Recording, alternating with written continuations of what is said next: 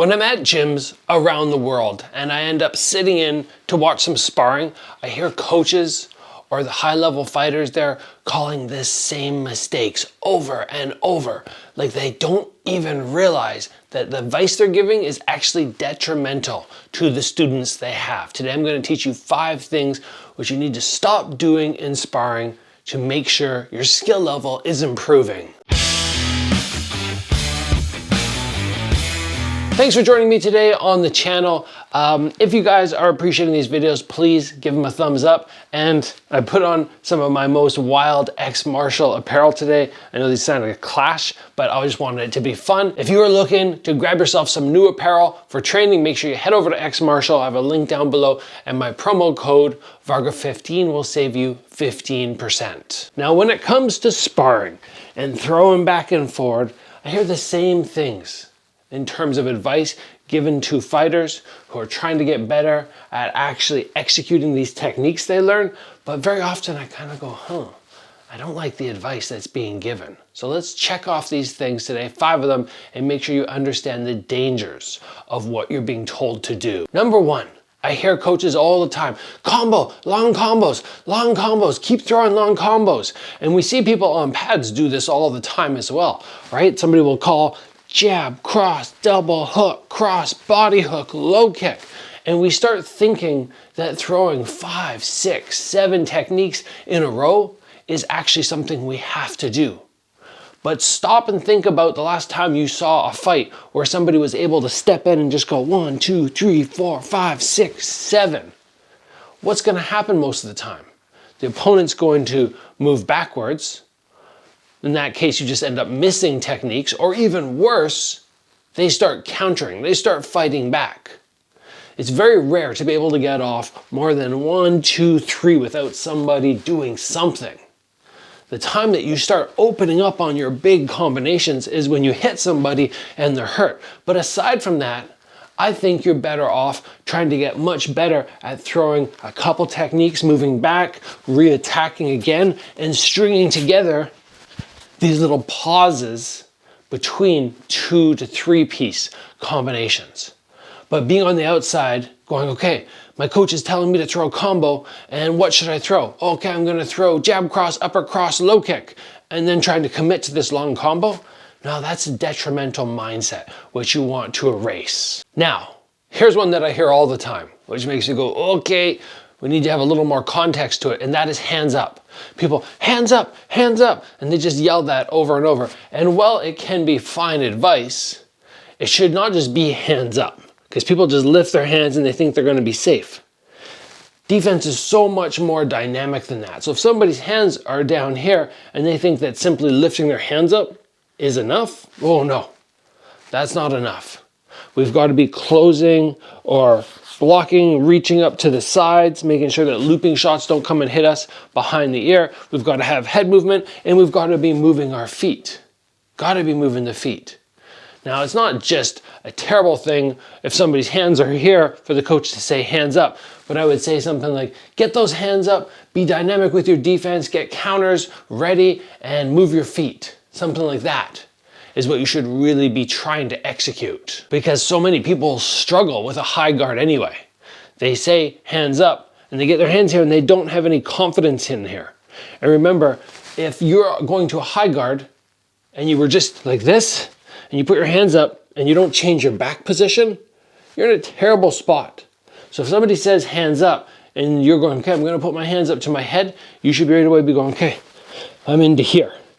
Because now my elbows are protecting my body and I'm strong. If somebody hits me, I'm not gonna get boom, backed up. So bear all that in mind when you hear those hands up instructions. Now, something that everybody wants to do is they wanna land those head kicks. It's like a goal when people go into sparring. And I hear it all the time when I go on Zoom privates with people or they come over and do training with me. It's like, yeah, I wanna land more high kicks. It's a cool technique, I get it.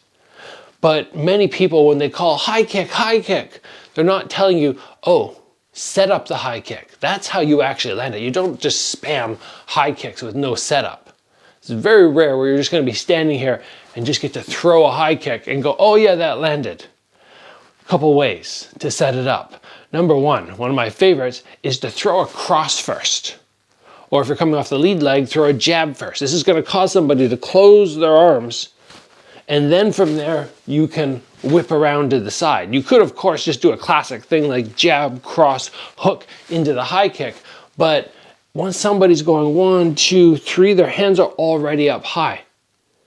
And if you transition from here to here, yes, the power is very good on the kick, but it's easy for me to go here and still have this hand in position, then just cross over.